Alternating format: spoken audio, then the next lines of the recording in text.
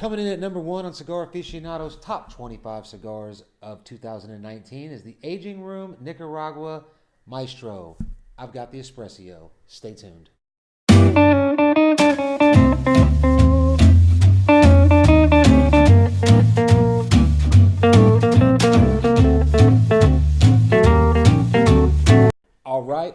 All right. Welcome back to another glorious episode of Cigar Sherpa. I'm your Cigar Sherpa, Laird Mayhew, and happy freaking New Year to everybody.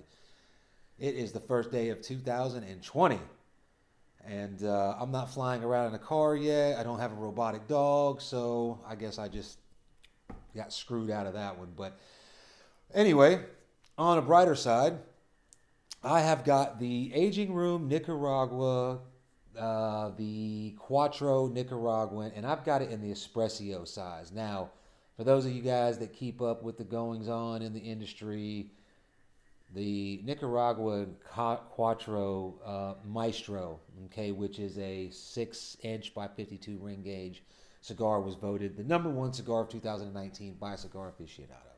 Okay, this is a 5 by 50. I don't think we're going to have much of a flavor profile difference. It may be a little different, but we're going to go ahead and review this anyway. Now, this cigar is a pretty exciting cigar because it's a mashup between Rafael Nodal and AJ Fernandez, and two of the greatest blenders, in my opinion anyway. Two of my favorite blenders. Rafael Nodal is behind the, I think it was the F55. I'm not sure. Don't quote me on that. It was an Aging Room Quattro F55 back in 2013. Very high ranked cigar. I believe it was ranked the highest non-Cuban ranked cigar, which, you know, this is probably, in my opinion, this is probably 10 times, and I haven't even smoked this one yet. It's probably going to be 10 times better than any Cuban cigar you can get. I haven't had the Bahiki yet, so jury's still out on that. But anyway, this one here is hailing from Nicaragua. It is a Nicaraguan puro, okay? That's all I know about it. I don't know what kind of wrapper. I don't know what kind of binder. I don't know what kind of tobacco is used. I don't know what region it's from. You can probably look that up and tell me. I'm going to guess it's coming from the 3 regions, Esteli, Jalapa, and that other one that I always forget starts with a C. But anyway, not important. So AJ Fernandez, Rafael Nodal get together to blend this cigar. Of course, it's going to get a lot of press, so it's been sold out, back order just about everywhere. So let's get into this thing because I'm excited about it. All right, so we have a beautiful dark chocolate wrapper, okay? The seams are visible, but they are seamless. You know, you can see the lines, but you can't see where they're raised. And as you go around, they kind of disappear on you. It has got a double cap, okay?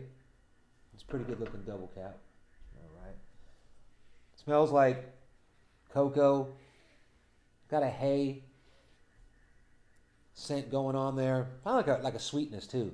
Real earthy sweetness, like a fruity raisin. Smells really good. Okay, softly box pressed. Okay, it's box pressed, but it don't have no sharp corners. It's a beautiful cigar, and we're going to get into it. Today, I'm using the punch. Now, I mentioned in another review that about the cigar punch. I went over it, and I forgot who I got it from, so I'm going to go ahead and post it right here. Okay, the guy's name is Zachary. These things are beautiful. Yes, it's a 308 bullet. This is the Noveski. They come in different prices and different bullets, so if you're a gun guy, he's probably got some new high-speed bullets he was telling me about last night that he made it out of. But what it is this bullet tip here is spring-loaded. So you push that in on the end of the cigar, and boom, you've got a perfect sized hole punch. So follow that link right there and tell him the Cigar Sherpa Laird Mayhew sent you. All right, let's get into this thing. Now, I know a lot of people say, oh, don't lick the cigar before you cut it. No, when I'm doing a guillotine cut or I'm doing a V cut, I do not. But when using a punch, I just kind of wet the top a little bit. That way, when I'm putting pressure on it and turning it, I don't split the cap down the sides. So, here we go. And again, if you've never used one of these before, watch some videos on it or ask somebody. You don't need to stick that thing down in there.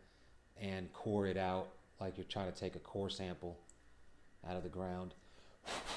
You just want to get just the wrapper off right there, just below. And I get that little bit off kilter there, so whenever I do that, I just stick it back in there, just do a little piece and get it even. I don't want to burn it unevenly. All right, all right. I'm still getting I'm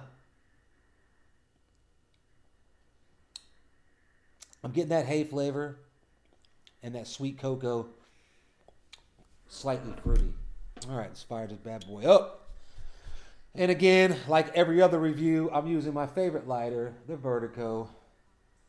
It's got a tri-flame, 3 torch, whatever you call it. It's good. $10 cigar, you can't go wrong with it.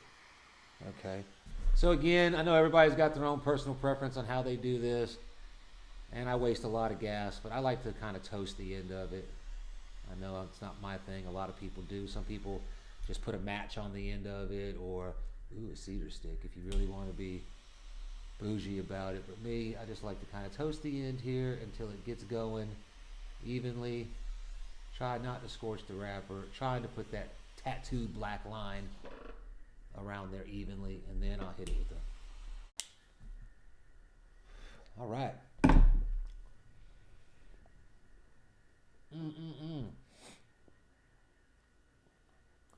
Whew. So right away, just like I expected from a Nicaraguan puro, I'm getting black pepper. It's on the palate. It's in the retrohale. It was a big retrohale. I put a lot of smoke up there.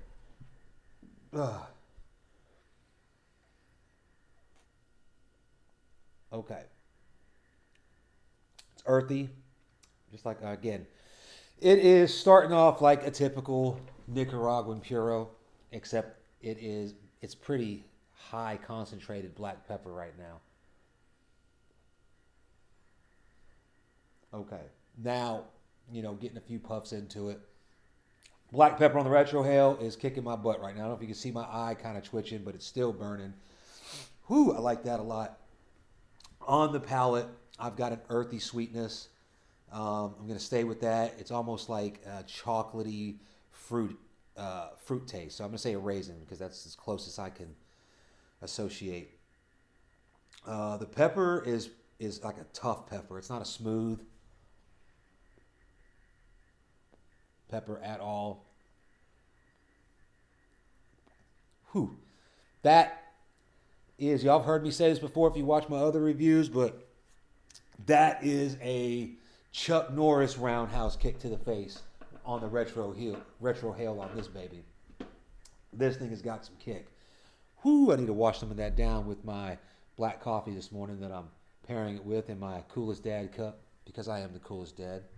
Given to me by my daughter, Madison. All right. Let's get back into this. Okay. Now it's getting, that was good. It's getting a little bit creamy. So it still has that earthy, sweet core. It's kind of chocolatey, kind of like a chocolate covered raisin. It's peppery. Let me go back on that. It's peppery. It's got an earthy core with a hint of chocolate covered raisin.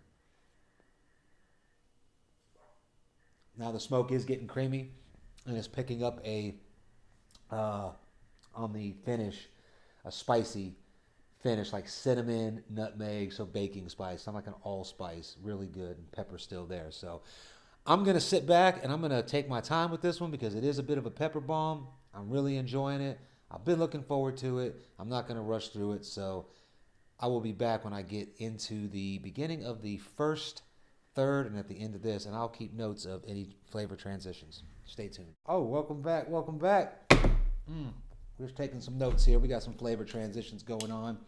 We are getting towards the end of the first third of this cigar. We probably got about another half inch to get into it. It's burning beautiful. Like I said, it's not razor sharp, but it's just constructed so well. It's burning slow. It kind of sits back and it waits on you. The draw on this thing is phenomenal. It's not loose. It's not tight. It's just perfect. Perfect, perfect.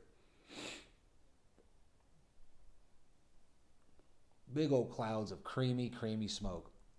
Now, the flavor transition that I've noticed has been slight, okay? Ever since that third or fourth puff where that pepper started to mellow out just a little bit. And it started off with that pepper kick to the face.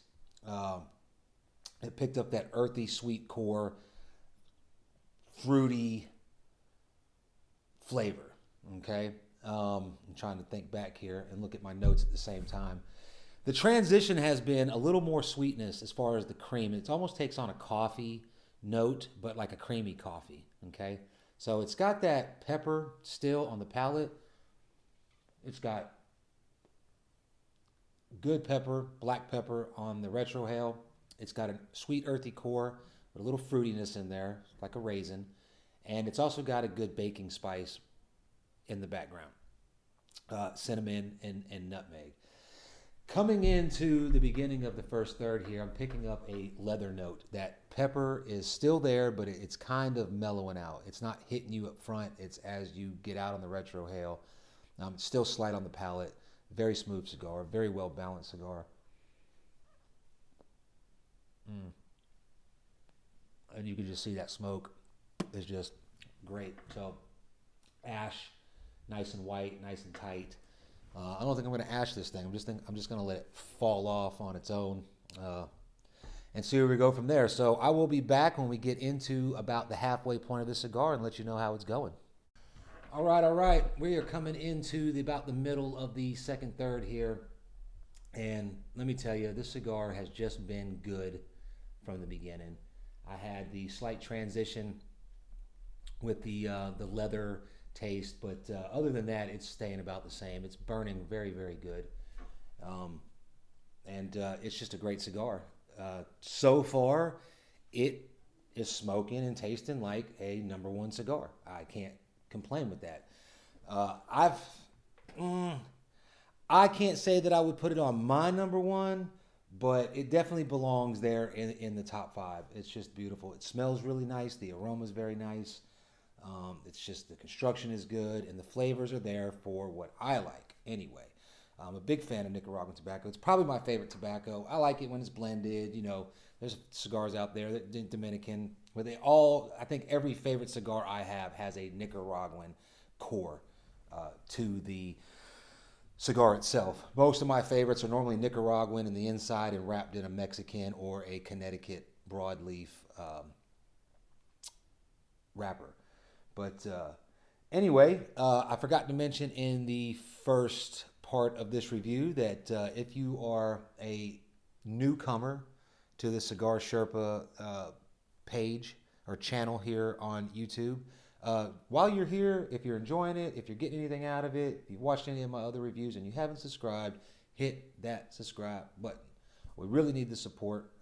This channel's brand new. I think we're about into our second week here, and I'm getting a lot of good feedback, but I'm in the views I'm getting, but only got 20 subscribers right now. So in order for this thing to take off, we really need your support. So all I'm asking for is to hit that subscribe button, like it, and share it. Tell all your friends about it. So anyway, not much has changed. I took the first band off. We gotten about there, so we're about getting to almost to the halfway point. 5-inch cigar. So, I mean, so far we've got the pepper is still there. It started off with a strong pepper on the palate, strong in the retrohale. It's still there. It's slight. It's kind of taking a back seat to that leathery note.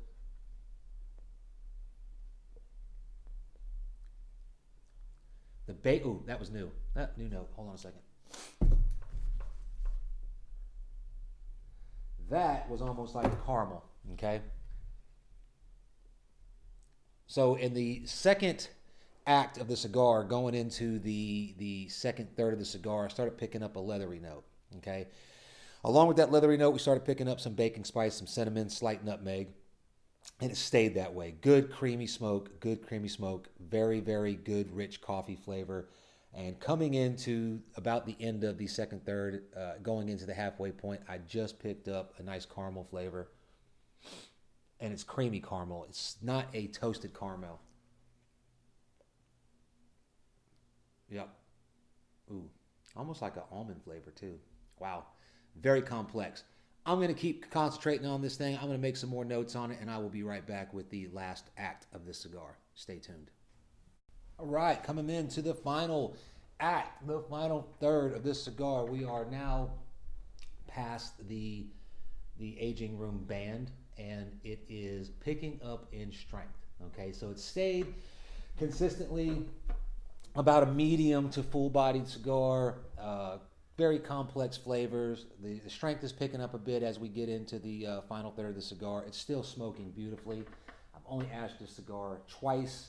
It's just hanging on nice and thick, and it is burning beautiful. It's still got a perfect draw. The smoke is still cool. It's still very smokable. I have a feeling I'm going to be burning my fingers on this baby.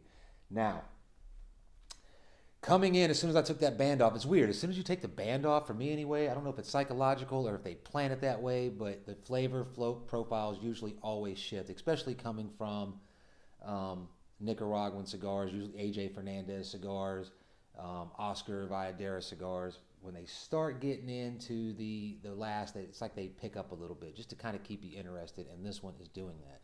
So we went from a very strong peppery palate, peppery retrohale, deep earth with a little bit of fruitiness, transitioned into a creamy smoke, started picking up coffee notes, and then again in going into about the mid of the second third, towards the end there, started getting spicy, as in baking spice, some cinnamon, nutmeg in the background, and it picked up a very good creamy coffee note. That then transitioned into more, the pepper took a back seat in the retrohale and the palate to a more nuttiness and a leathery flavor. So that's very complex. Okay, so now with the strength picking up, the nuttiness is still there. It's more of a leather note that I'm getting there. I want to say bready. Now, the only reason why I want to say that is because I've heard it used in other cigar reviews, and I've never really tasted it. It's more of a consistency of the smoke, and I guess I'm picking that up. I'm trying to acquire that note because it's interesting to me. But very, very good cigar. I can't say enough about it. I don't think I'm going to get any more flavor transitions other than the strength picking up. And maybe as it gets a little bit more down towards my fingers there, it's going to probably get a little more hot. And now I'm picking up a woody, like a good flat wood. Not oak. It's not cedar. It's just woody. I don't know how else to explain that. But the baking spice is still there. It's still got a good cinnamon, nutmeggy flavor where the pepper once was. So really, really, really digging this cigar. Definitely deserves a top ranking. Again, jury's still out for me if it's a number one cigar. I don't know why it wouldn't be or why it is. It's just a very, very, very good cigar. So I'm not no expert on it to say what should be a number one and what shouldn't, but I will say it is definitely in my top five as of now. Now, price-wise, I paid $11 for this Robusto cigar. Now, if I could catch this on sale, use my military discount, and I could get it at $10 and below, I would say this would go into my daily arsenal. I would love to smoke this cigar every day. It's not something that is going to be too strong or whatever. I just really, really enjoy these flavors. Would definitely smoke it every day. Or at least it's worth a box purchase if you can find them, because they're on back order. I've kind of looked. JR's has them in the Selma store anyway. They have this size and they have the other size, not the Maestro. I can't remember what it was called. It was a torpedo-shaped cigar. They had a box of them, and I'm definitely going to go pick them up and throw this into my weekly arsenal for now. So with that, I'm going to close out this review. Thank you for watching. I hope everybody had a great New Year's Eve. I'm feeling the effects of last night just a little bit. Like I said, I'm not a big drinker just because of the flavors. I'm just not a big, whiskey drinker. But last night, my dad broke out his good stuff, and for him, Maker's Mark is the good stuff. And of course, I mixed it in my Coke and drove him crazy. But I woke up with a slight bit of a hangover this morning. And this was a great way to wake up. So, anyway, thanks for watching. Again, hit that subscribe button, like it, share it, tell all your friends about it, and stay tuned for the next cigar I have in the lineup. Will be the Drew Estates Undercrown Churchill Maduro. I'm really looking forward to this cigar. So, this has been your Cigar Sherpa, Laird Mayhew, reminding you, be polite to everybody you meet. Just try that. Don't even have a backup plan. Just be polite to everybody that you meet. It's not that hard. And I'll see you next time.